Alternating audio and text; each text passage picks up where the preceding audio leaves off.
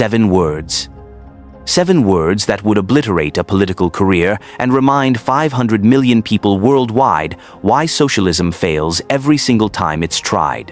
When Elon Musk, the man who had revolutionized electric vehicles, conquered space travel, and transformed global communication, looked at Zoran Mamdani's grandiose promises of government-controlled economic planning and responded with brutal simplicity, it wasn't just a comeback. It was a reality check delivered by someone who had actually built the future, while politicians were still arguing about it. In that moment, the contrast became crystal clear. Innovation versus regulation, results versus rhetoric, someone who solved problems versus someone who promised to solve them through bureaucracy. And 500 million followers watched Mamdani's socialist dreams get incinerated in real time. The confrontation had been brewing since Mamdani's election victory. Behind the scenes, tech leaders had been watching the rise of America's most prominent socialist politician with growing alarm.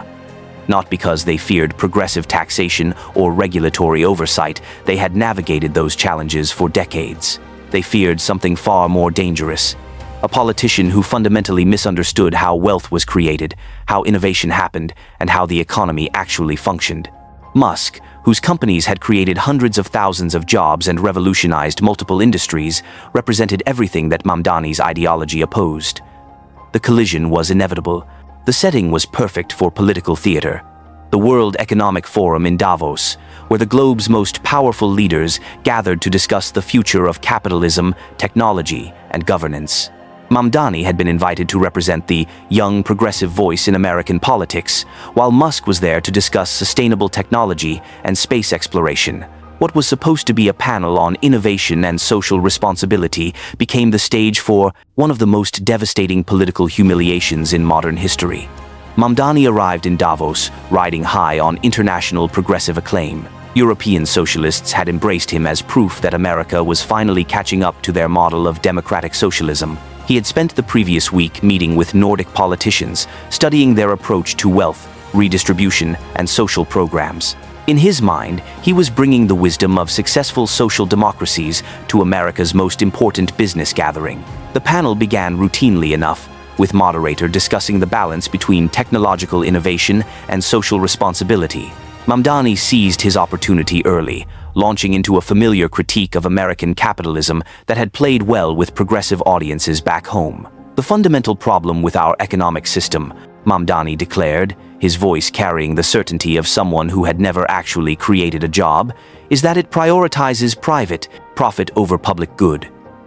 We need democratic control of our economy, where communities decide how resources are allocated rather than leaving those decisions to billionaire tech bros who are completely disconnected from ordinary people's struggles. The phrase billionaire tech bros hung in the air like a challenge. Sitting just 3 seats away, Musk had been quietly listening while occasionally checking his phone, probably managing 3 companies and planning a mission to Mars simultaneously. But the personal attack had gotten his attention. When I look at cities like New York, Mamdani continued, warming to his theme, I see the failure of private enterprise to solve basic problems: housing crisis, healthcare crisis, infrastructure collapse, all because we've let market forces determine our priorities instead of democratic planning. We need publicly controlled investment that serves people, not shareholders. It was a textbook progressive critique, the kind that earned standing ovations at college campuses and progressive conferences. But Mamdani had made a crucial miscalculation. He was no longer preaching to the converted. He was sitting next to someone who had actually solved the kinds of problems that governments had failed to address for decades. Musk raised his hand casually, as if he were asking about the weather. The moderator, sensing fireworks, immediately called on him. Yeah, so, quick question for the mayor, Musk said, his South African accent cutting through the refined atmosphere of the Davos conference room. You're talking about government planning being more effective than private enterprise. But, has New York City actually fixed its subway system yet? Because I'm pretty sure those tunnels were built like 100 years ago and they still don't work properly. A few nervous chuckles rippled through the audience. But Musk wasn't finished. I mean, you're promising to democratically control the entire economy, but your government can't even fix potholes. How exactly does that math work? The question landed like a precision strike. Musk had instantly reframed the entire debate from theoretical discussions about economic systems to practical questions about actual governance. And he had done it with the kind of straightforward logic that cut through political rhetoric like a laser through tissue paper. Mamdani tried to recover, falling back on progressive talking points about the need for adequate public investment and federal support. But Musk was already 3 steps ahead. "Look, I'm not trying to be mean here," Musk continued, his tone remaining conversational even as he systematically dismantled Mamdani's entire worldview. "But you're basically saying that the same government that can't maintain roads should control Tesla, SpaceX, and every other company in America. Do you see the logical problem there?" The audience was now fully engaged, sensing they were witnessing something unprecedented. This wasn't the usual polite disagreement between panelists. This was a real-time demonstration of the difference between someone who built things and someone who merely talked about building things. "Government has an important role to play in ensuring economic justice," Mamdani responded, his confidence clearly shaken. "Private companies only care about profit maximization, not social good." Musk's response was swift and devastating. "Social good? Dude, Tesla has probably prevented more carbon emissions than every government climate program combined. SpaceX made space travel affordable for the first time in human history. Starlink brought internet to Ukraine when the government systems failed. When has government planning ever achieved anything close to that level of innovation?" The contrast was brutal. While Mamdani offered abstract promises about democratic planning, Musk was citing concrete achievements that had actually changed the world. The mayor who promised to solve climate change was being lectured by the man who had actually revolutionized clean energy. But Musk wasn't done delivering his masterclass in the difference between entrepreneurial achievement and political rhetoric. "You know what's interesting about socialism?" Musk said, leaning forward with the intensity of someone who had spent his life solving engineering problems. "It assumes that bureaucrats sitting in offices know how to innovate better than the people actually doing the work. That's like saying politicians should design rockets because they represent the people who might ride in them." The aerospace analogy was perfect. Everyone in the room understood that designing rockets required expertise, experience, and skin in the game, exactly what government bureaucrats lacked when it came to economic planning.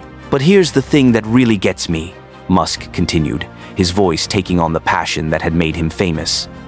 "You're complaining about inequality while advocating for a system that has literally never worked anywhere it's been tried.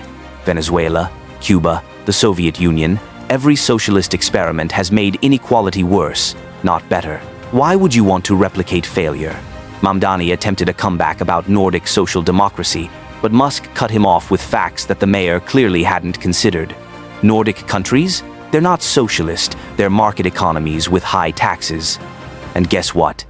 They also have some of the most business-friendly policies in the world. Norway's sovereign wealth fund is literally built on oil profits and stock market investments. That's not socialism, that's capitalism with a generous welfare state. The correction was devastating because it revealed how little Mamdani actually understood about the systems he was advocating. The man who promised to revolutionize American economics didn't even know the difference between socialism and social democracy.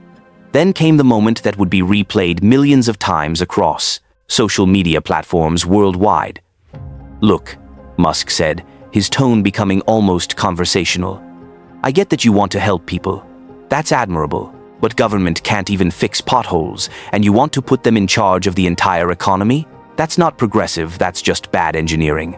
The phrase, "government can't even fix potholes," instantly became the defining soundbite of the exchange. In 7 simple words, Musk had crystallized everything wrong with Mamdani's socialist vision. If government couldn't handle basic infrastructure maintenance, how could it possibly manage complex economic planning?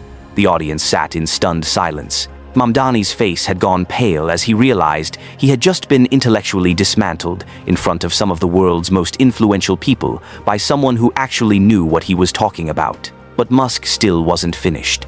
He delivered the knockout blow with characteristic directness. "Here's what I don't understand about, quote, politicians," he said, looking directly at Mamdani. "You promise to solve problems that you've never actually worked on, using methods that have never actually worked, paid for with money that you've never actually earned. And somehow, that's supposed to be more effective than letting people who've actually solved problems continue solving them." The destruction was complete. In less than 5 minutes, Musk had exposed the fundamental hollowness of Mamdani's entire political philosophy. The mayor, who had built his career on promising revolutionary change, had been systematically dismantled by someone who had actually achieved revolutionary change.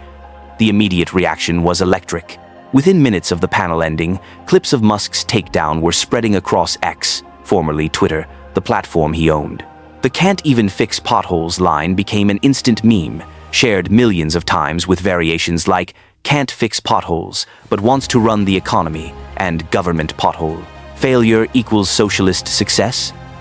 But the real damage came from the substantive nature of Musk's critique. Unlike typical political attacks that relied on partisan talking points, Musk had engaged with Mamdani's ideas on their own terms and shown them to be fundamentally flawed. The media coverage was devastating for Mamdani. Even outlets sympathetic to progressive politics acknowledged that the mayor had been outclassed by someone with real-world experience.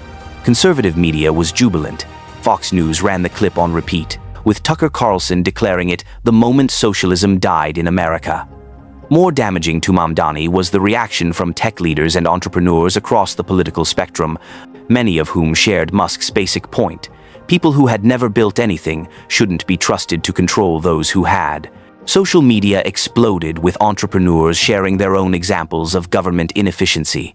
Small business owners posted photos of unfixed potholes alongside their tax bills. Tech workers shared stories of regulatory delays that had slowed innovation, while private companies solved problems in months. Most damaging was the reaction from young professionals in tech and finance, exactly the demographic that progressive politicians needed to win elections. Many posted variations of "I used to support progressive economics until I saw someone who actually builds things explain why it doesn't work." Behind the scenes, Democratic leadership was panicking. Mamdani's public humiliation had handed Republicans the perfect talking point. If socialists couldn't explain how their policies would work to the world's most successful entrepreneur, how could they be trusted to manage the economy? Progressive donors began quietly distancing themselves from Mamdani, with several major fundraisers canceling planned events. Tech workers who had supported his mayoral campaign started asking for refunds. Young professionals who had been attracted to progressive politics began questioning whether socialism was actually the best path to innovation. The long-term consequences extended far beyond Mamdani's personal political fortunes. Musk's critique had highlighted a fundamental weakness in progressive politics, its tendency to promise solutions to problems that its advocates had never actually worked on. For Musk himself, the exchange reinforced his position as not just a business leader, but a thought leader who could articulate the value of entrepreneurship. His follower count on X surged by millions as people shared clips of his Davos performance. But perhaps the most significant impact was on the broader debate about capitalism versus socialism in America. Musk had demonstrated that the most effective argument against socialist economics wasn't ideological, it was practical. By focusing on results rather than rhetoric, he had shown why entrepreneurship consistently outperformed government planning. The pothole test became a standard benchmark for evaluating government competence. Whenever politicians promised sweeping new programs, critics would ask, "Can your government even fix potholes?" It was a simple question that cut through political spin. 3 months after Davos, Mamdani's approval ratings had plummeted to historic lows. The mayor, who had once been hailed as the future of American progressivism, was now seen as an example of why theoretical politics couldn't substitute for practical experience. The final irony was perfect. While Mamdani continued to promise revolutionary change through government planning, Musk was actually achieving it through innovation and entrepreneurship. SpaceX launched more missions, Tesla revolutionized transportation, and X became the platform where political debates played out in real time. The man who had humiliated the socialist mayor was too busy changing the world to gloat about it. As one venture capitalist put it, Elon didn't just destroy Mamdani's argument, he destroyed the entire premise that people who've never built anything should control people who have. That's not politics, that's common sense. The 7 words that ended a political career had reminded America of something it had temporarily forgotten. Competence matters more than ideology. Results matter more than rhetoric. And if you can't fix potholes, you probably shouldn't promise to fix the entire economy.